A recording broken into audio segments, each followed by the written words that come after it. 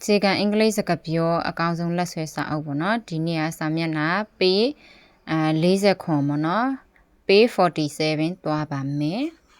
စာမျက်နှာဒီမှာ40ခွန်နော်စာမျက်နှာ40ခွန်ပေ47သွားမယ်နော်မင်းနားမလဲရင်ငါ့ကိုမေးပါ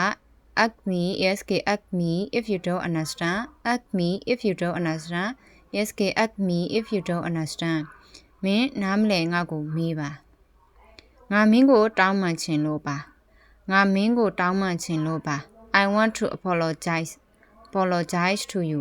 I want to apologize to you apologize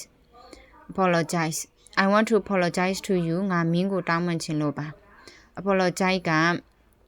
တောင်းပန်တာနော် I want to apologize to you ငါမင်းကိုတောင်းပန်ချင်လို့ပါအချိန်တိကျအောင်ကြိုးစားပါ trying to be punctual punctual trying to be punctual အချိန်တိကျအောင်ကြိုးစားပါ trying to be punctual အချိန်တိကျအောင်ကြိုးစားပါမင်းသူ့ကိုယုံလို့မရဘူးမင်းသူ့ကိုယုံလို့မရဘူး you can't trust him trust you can't trust him မင်းသူ့ကိုယုံလို့မရဘူးနော် trust ကယုံကြည်တာနော် can't ဆိုတော့မယုံကြည်ရဘူးပေါ့နော်အဲ့လိုမျိုးYou can't trust him မင်းသူကိုယုံလို့မရဘူးကူညီပြစေ Let me give you a hand give ကနော်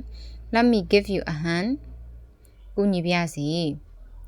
Like it full of surprise surprise ဘဝကအံ့အားသင့်စရာအပြည့်ပဲ Like it full of surprise ဘဝကအံ့အားသင့်စရာအပြည့်ပဲ Like it full of surprise ဘဝကအံ့အားသင့်စရာအပြည့်ပဲ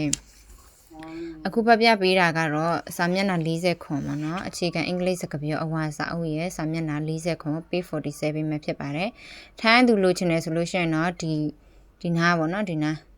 ဒီဘယ်ဘက်ရဲ့အောက်လေးမှာချင်းနာအဝါလေးရှိတယ်အဲ့ဒီချင်းနာအဝါလေးမှာဝင်ဝယ်ပါမြန်မာဘက်ကလူလိုချင်တယ်ဆိုလို့ရှိရင်တော့ဒါတအုပ်က1000ပတ်ဝန်းကျင်ပေါ့နော်ဒီအနီလေးနဲ့တွဲပြီးတော့ဝယ်မယ်ဆိုရင်18000ပေါ့နော်စာအုပ်ဖို့တော့ကြိုရှင်းရပါတယ်ရှင်မြန်မာဘက်ကသူတွေထိုင်းဘက်ကသူတွေအရင်ငွေချေနဲ့ကွက်ကိုဝင်ပြီးတော့ဝယ်သွားလို့ရပါတယ်ရှင်ကျေးဇူးပါ